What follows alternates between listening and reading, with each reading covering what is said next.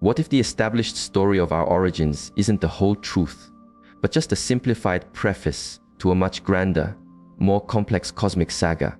Consider the possibility that we were not formed in a single moment by a divine hand, but were instead sculpted by cosmic intelligences and energetic forces that radically redefine what traditional belief has taught us. A man named Edgar Cayce brought back whispers from a reality most of us have forgotten, secrets with the power to unravel foundational beliefs and completely remap our genesis. The perspective you're about to encounter could permanently alter your understanding of your own life, your spiritual path, and the cosmos itself. Stay with me, because after this, your view of what it means to be human will never be the same. Edgar Cayce, often called the Sleeping Prophet, emerged as one of the most documented and baffling psychic figures of the 20th century. While in a self-induced trance, he channeled information that seemed to bridge the Bible with lost histories and spiritual physics, defying simple explanation. His renown wasn't built on just startling predictions, but on the profound coherence with which he navigated spiritual cosmology. He didn't preach. He spoke like a traveler who had seen the invisible architecture of reality. And from his thousands of readings, Cayce delivered a narrative of human creation that was so radical, so fundamentally different. It sounded to many like an audacious heresy. What made Cayce's transmissions unique was their astonishing level of detail and internal consistency. He didn't just offer cryptic clues, he described cosmic timelines, spiritual mechanics, and the very processes by which life anchored itself into the physical dimension. In his cosmology, human creation wasn't a solitary divine event as described in Genesis. It was a phased, collaborative project involving cosmic entities and foundational universal energies. This idea was unsettling because it didn't just add details to the old story, it shifted the very center of gravity, placing new, powerful forces at the heart of our beginning. The friction grew when Cayce insisted our lineage was far more ancient and otherworldly than we conceived. Not only did humans exist before Adam, but they passed through states where their form was nothing like the dense physicality of today. According to him, the first humans were practically beings of pure energy, possessing a direct, unclouded consciousness and capabilities we would label as God-like. This concept, while breathtaking, creates a direct collision with the literal interpretations held by many faiths.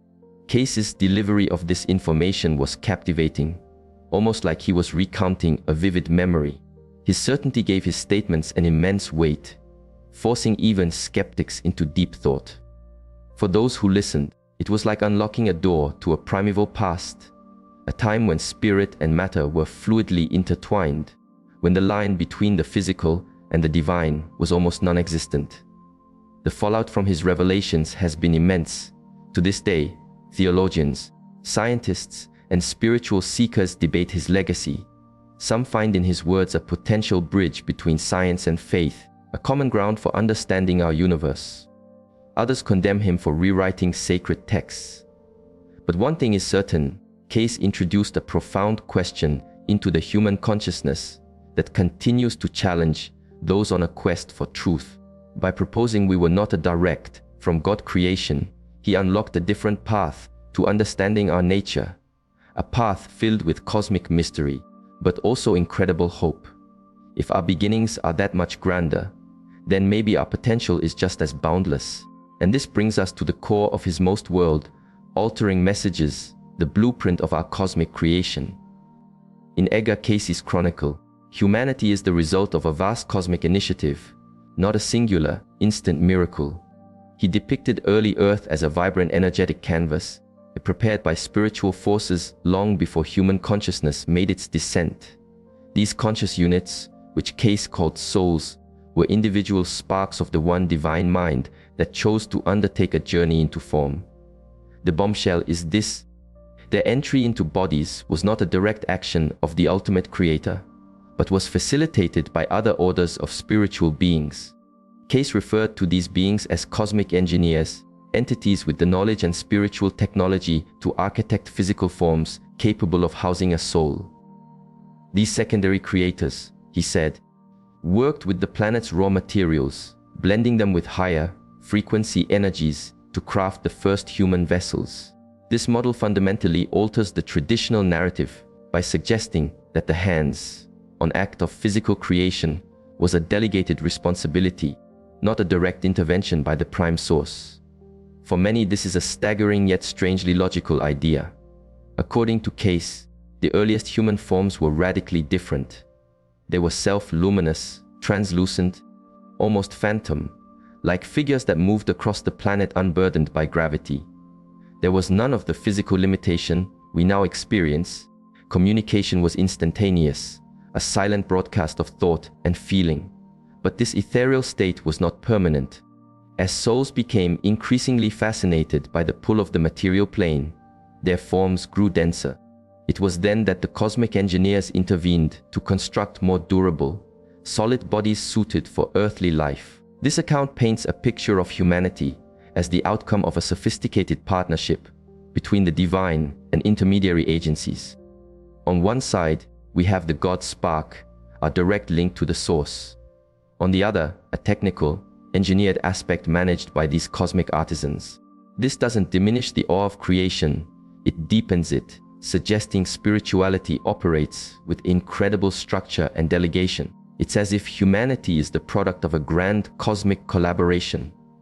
Even more startling, Case maintained this creation project had a beta phase. There were bugs, miscalculations, and unexpected outcomes. Some early bodies were poor matches for their souls, and some experimental forms were simply not viable over time. This shows that the physical human design itself was refined through trial and error until it achieved the state we now know. And according to Case, this evolution is still ongoing. When we grasp this cosmic origin, we see humanity as part of a story far larger than any single religious text can contain. We are not just creatures of a one-time event, but participants in a drama spanning dimensions, beings, and epochs beyond our current imagination. This perspective leads to the inevitable question: who exactly were these spiritual creators that molded our very existence? For Edgar Case, the engineering of the physical human was overseen by beings who were not only ancient beyond measure, but also masters in the manipulation of energy into form.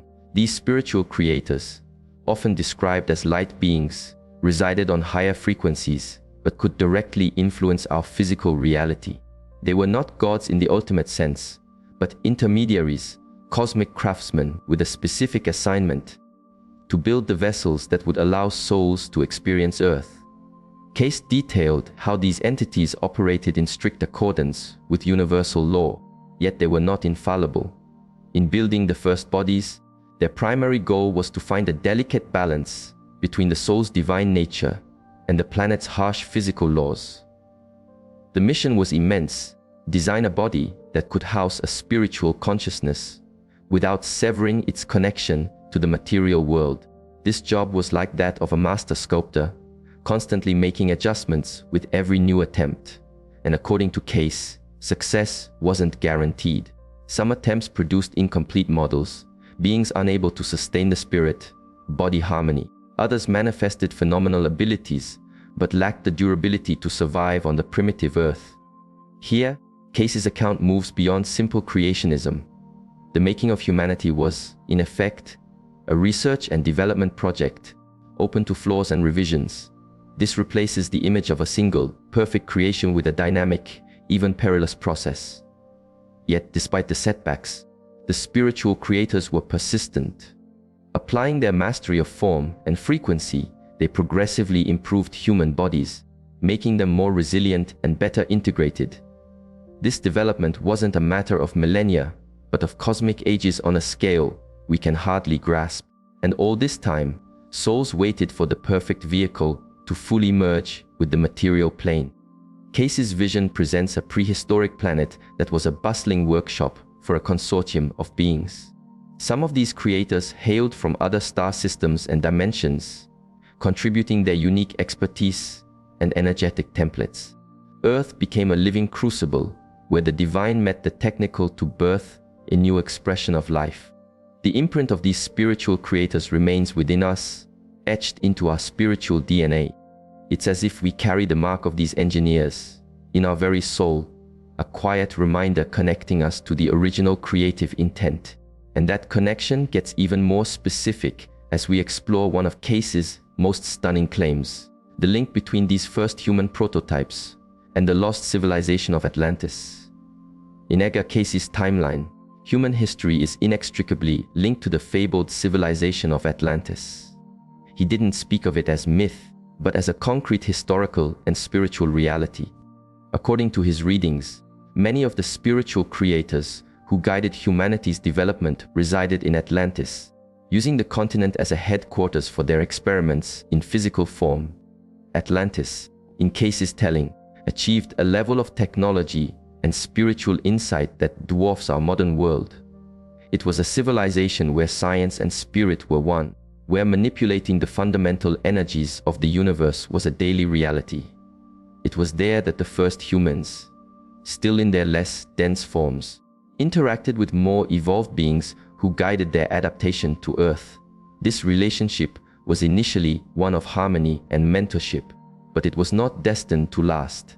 Over time, Atlantis became the stage for an ideological war between two factions, the one dedicated to preserving humanity's spiritual connection, the other focused on exploiting our material and psychic potential for power and control. This schism led to genetic and energetic experiments that dramatically altered the human condition. Case stated that during this period, manipulations were performed that made our bodies far denser and severed much of our innate connection to higher awareness. These alterations weren't accidental. They mirrored the spiritual decline of Atlantis itself, a decline fueled by an obsession with power that led to moral decay and, eventually, the cataclysmic end of the continent. Humanity, caught in the middle, inherited both the triumphs and the traumas of this era. We carry within us a cellular memory of a time when we walked with gods, but also the deep wound of a profound loss. The Atlantis connection reveals that our history is not a straight line of progress, but a series of cycles. Great cultures rise to spiritual and technological heights, only to fall, leaving behind fragments of their knowledge.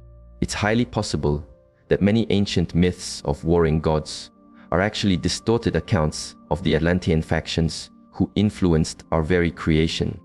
This link to Atlantis doesn't just reshape our past, it serves as a stark warning for our future. If we repeat their errors, placing material gain above spiritual wisdom, we could face a similar destiny. And this leads us directly to the pivotal moment that defined the human experience, the transition from a perfect, ethereal form into the dense physical body we know today. Edgar Case detailed how, before we were beings of flesh, humans existed in a state of pure light and consciousness. In this perfect state, there was no sickness, no aging, and no physical struggle. Our awareness was cosmic, directly plugged into the universal mind, and communication was a seamless exchange between souls. There was no fear, no survival instinct, only the effortless expression of being. But this state was not eternal. The descent began as souls, captivated by the allure of the material world, became drawn to the powerful sensations of physical reality. Little by little, the connection to our higher origins faded, and the light body started to crystallize into denser matter. This was a gradual process, driven by choices that consistently favored physical immersion over spiritual communion. The perfect form grew increasingly subject to the laws of the physical universe. According to Case, the spiritual creators tried to manage this shift, to prevent humanity from completely forgetting its divine nature. They engineered more robust bodies, better suited to the physical plane, but this upgrade came with a great cost: amnesia. By taking on dense physical forms, souls forgot their cosmic origins and the true purpose of their journey. This was the start of an epic saga defined by struggle and spiritual blindness.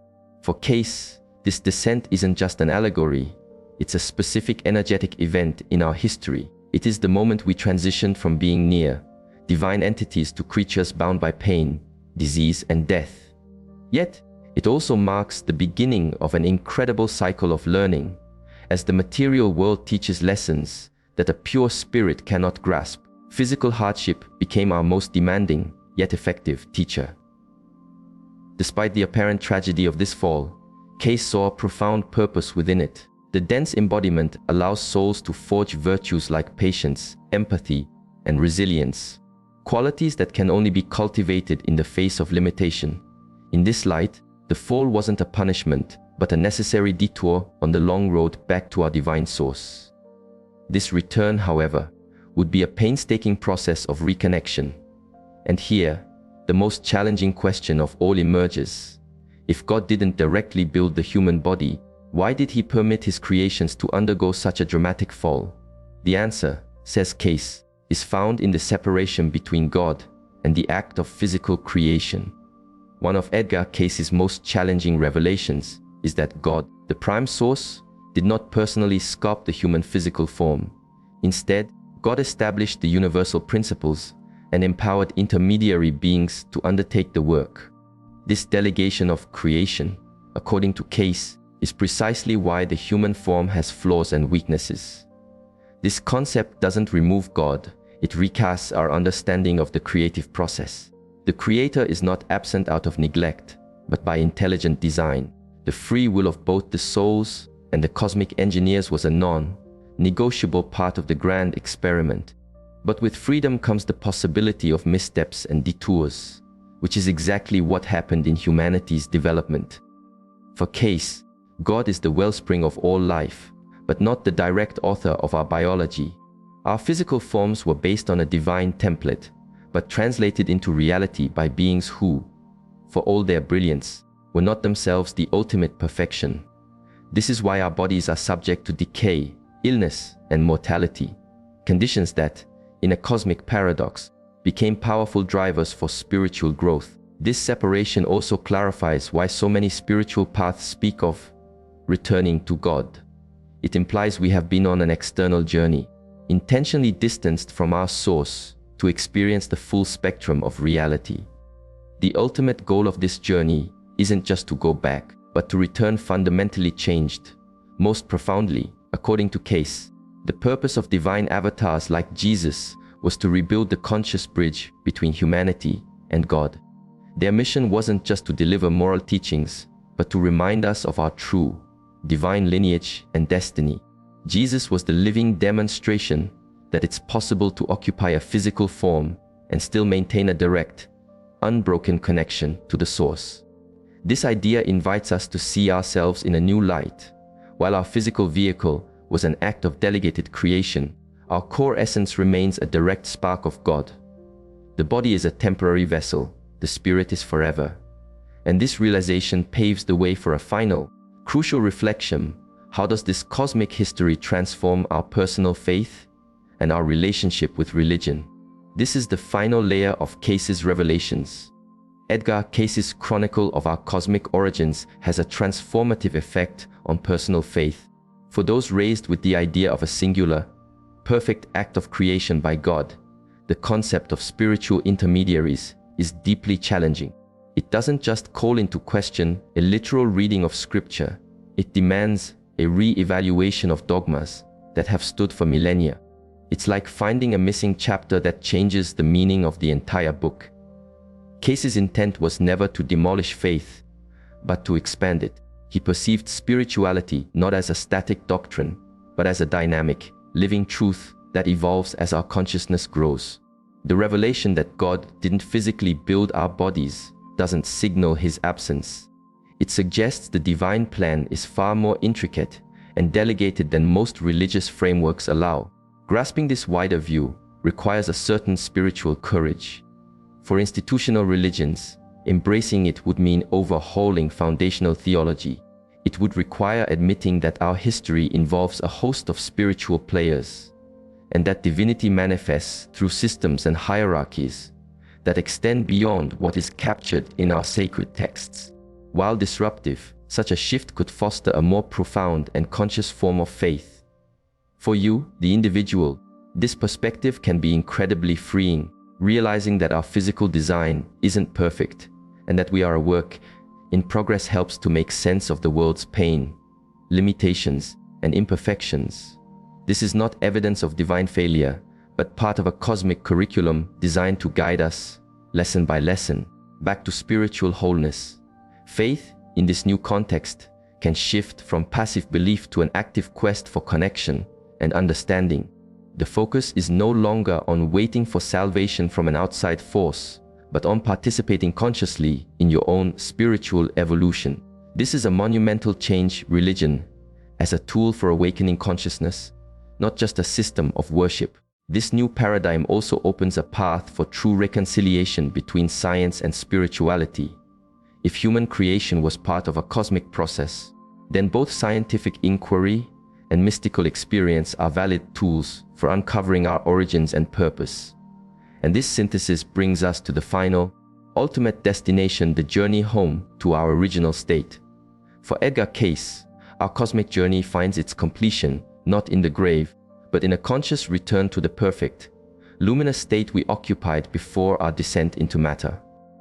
This homecoming is not a given, it's earned through choices, learning, and self-refinement across countless lifetimes.